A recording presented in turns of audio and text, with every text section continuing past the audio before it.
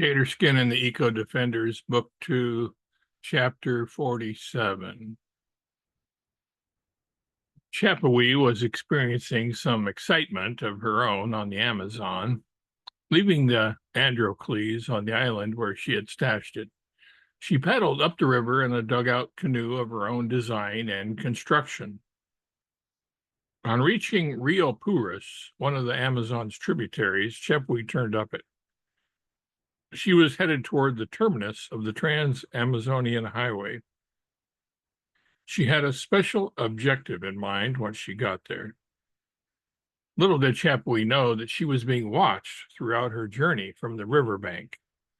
Word had been passed among the river creatures as well as the animals of the riverbank about her and her mission, and so she was being provided safe passage by the watchers.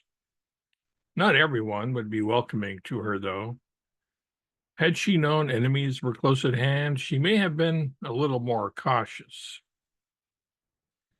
As she got to the place on the river closest to the end of the highway, or start of the highway, depending on your point of reference, Chapawee pulled her canoe up onto the riverbank and asked a candle of tapers to keep watch over it, as she would be needing it again. They were glad to do this for her. Chapawee then constructed the sign she was to place on the highway. She carved it out of the wood from a fallen log with a hand-carved knife that had been a gift from her father. With help from Scarlet, who had been called to the river from the jungle by means of the howler monkey's inter-jungle communication system, Chapawee posted the following sign with its message in English, Portuguese, and Spanish.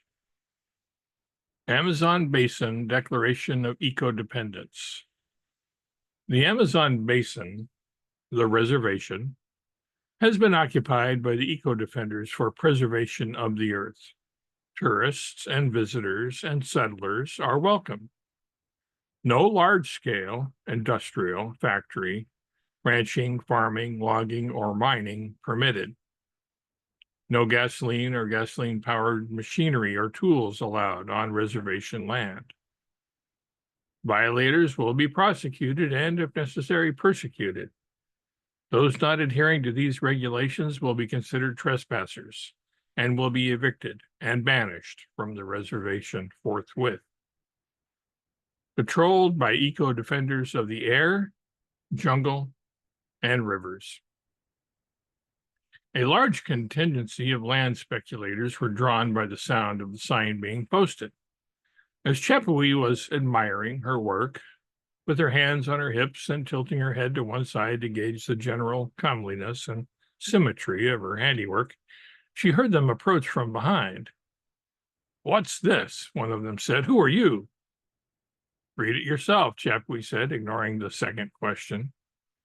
They then did. Some grew red with anger. Others chuckled, thinking it was some sort of practical joke or the work of an addled brain or impractical hippie.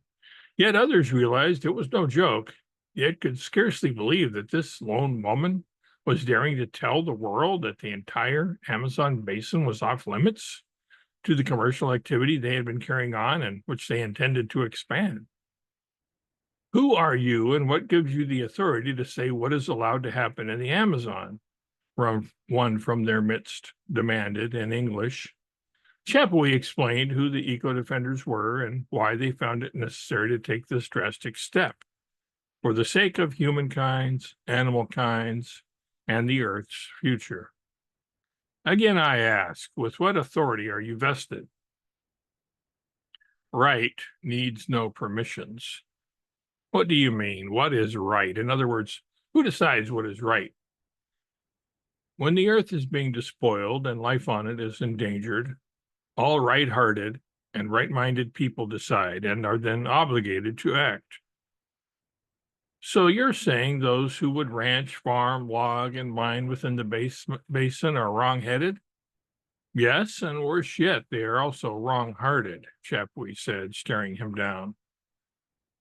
The men quickly conferred with each other and decided on a different tack. "Every man has his price," was their motto. By every man, they meant every human, not limiting their credo to males of the species. Thinking that the island of Manhattan in New York had been sold by the natives to newly arrived Europeans for a few baubles and beads, they offered to give Chapui their bling, the gold necklaces they were wearing, in exchange for her leaving the jungle for them to further exploit. They took the jewelry off their necks and dangled them out to her enticingly, or so they thought.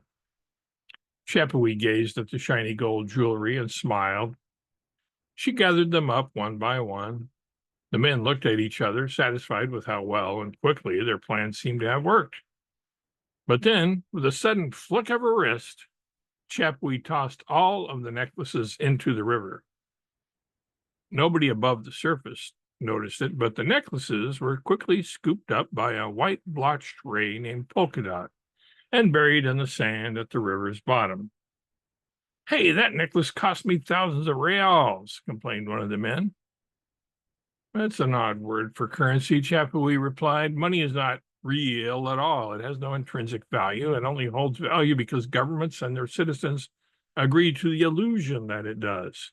It's a mirage that will dissipate and dissolve soon enough. Besides, that is blood gold. People die so that you can show off with your gaudy status symbols. Let them return to the earth." "We don't have time for any more of this nonsense," one of the men then said. "Get out of our way, little lady, or we will evict you, and possibly for more than just the Amazon," he threatened, narrowing his eyes and pointing his finger at her. The first man then stepped forward with an axe in his hand and pulled his arms back, preparing to chop down the sign. It was then that the watchers from the forest made their presence known.